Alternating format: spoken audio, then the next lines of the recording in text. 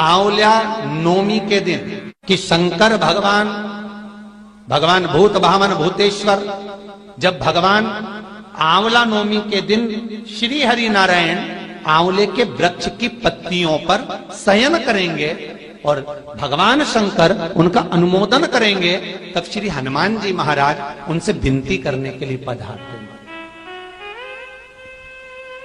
33 कोटि देवता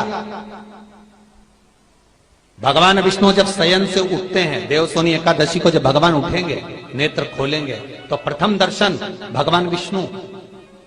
श्रीमद् भागवत कथा, स्कंद पुराण, पद्म पुराण, अग्नि पुराण, जितने भी पुराण उठाना चाहे सारी पुराणों को उठाकर देखना कि प्रथम वर्णन आपको मिलेगा कार्तिक महत्तम का कि भगवान नारायण सर्वप्रथम जब नेन खोलते हैं अपनी देव सोनी एकादशी से सोकर देव उठनी एकादशी पर जब उठते हैं तो भगवान नेत्र खोलकर सबसे पहले किसका दर्शन करते हैं? किसका दर्शन?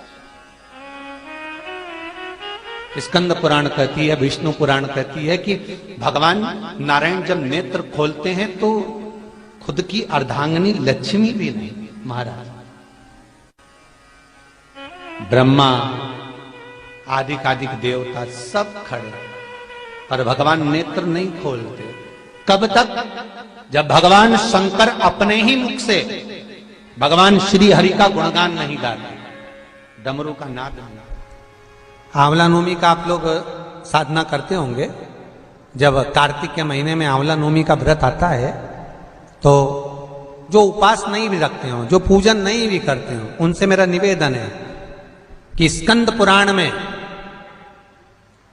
कार्तिकेय के पावन चरित्र में स्कंद पुराण में स्पष्ट किया गया, और कल्याण का कार्तिक खंड पढ़िएगा कभी योग लगे तो, गीता प्रेस गोरखपुर का कार्तिक खंड पढ़िए।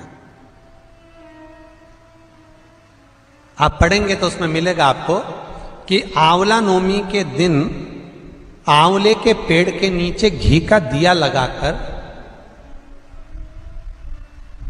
मध्याह्न से पहले, दोपहर के 12 बजे से पहले आंवले के पेड़ के नीचे आंवला नवमी के दिन कार्तिक के महीने में स्कंद पुराण कहती है जो घी का दिया लगाकर पूजन कर कर अपना पल्लू पसार कर आंवले के वृक्ष की डाली में से उस पे लगी हुई थोड़ी सी छाल को अपनी अंगूठे और चीटी उंगली से अपने पल्लू में गिराकर ले जाकर लाल कपड़े में हल्दी के साथ अपनी तिजोरी में अलमारी में रख लेता है। उसके घर में कभी बरकत की कमी नहीं होती, उसके घर में कभी संपदा की कमी नहीं होती, उसके घर में धन वैभव सत्ता बढ़ती है, बढ़ती है। आंवला नवमी की कथा में एक प्रसंग आता है।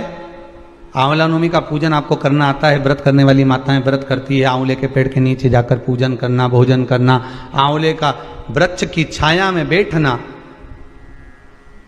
उस दिन किसी को अपशब्द ना कहना, आंवले की पूजन कर कर अपनी झोली को पसार कर चीटी उंगली और अंगूठे से आंवले की छाल को थोड़ा सा पल्लू में गिरा लेना, उस छाल को ले जाकर अपनी बरकत में, अपनी अलमारी में, अपनी तिजोरी में रख देना। यह आंवला नवमी की पूजन का विधान है, संपदा के। एक बहुत अच्छा समय रात्रि के 9:15 का एक समय होता है। जिस व्यक्ति का रोग बीमारी समाप्त नहीं हो रही हो, हॉस्पिटल में पड़ा हुआ है, कोई बहुत भारी बीमारी में ग्रसित है, छूट ही नहीं पा रहा, तो रात्रि को 9:15 पर किसी भी दिन शंकर भगवान के शिवलिंग का, जो तुम्हारे घर में शंकर जी विराजमान हो उसका, या शंकर जी के मंदिर में जाकर शंकर जी का थोड़ा सा जल, उसमें थोड़ा सा आंवला पड़ा हुआ, मतलब आंवले के पानी से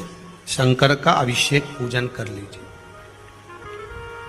उसका नाम लेकर कर लो जो रोग से ग्रसित हो। 1 दिन 2 दिन 3 दिन करोगे, वो हॉस्पिटल से छुट्टी करके आ जाएगा, उसका रोग समाप्त हो। आंवले के वृक्ष के नीचे, स्कंद पुराण में भी है, कार्तिक महीने में आंवला नवमी पर आंवले के वृक्ष के नीचे भोजन करने से संपदा बढ़ती है। इसलिए आंवला नवमी पर लोग आंवले के पेड़ की पूजन करने जाते हैं तो वहां गोट भी करते हैं। बोलो सही है कि गलत है? वहां लोग टिफिन लेके जाते थे, पहले भोजन करते थे आंवला नवमी पे, आंवले के वृक्ष के नीचे भोजन करने पर संपदा बढ़ती। आंवला नवमी का दिन कार्तिक में पड़ती आंवला नवमी, ठीक है।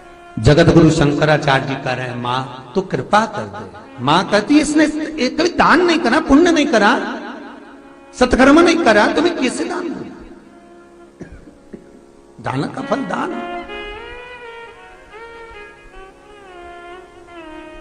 कैसे दूं मैं? मां पूर्व में मान लो इसने जितने जन्म लिए उस जन्म में अगर कोई दान नहीं दिया तो आज आंवला नवमी के दिन आज तो दान दिया है। लक्ष्मी जी बोलती है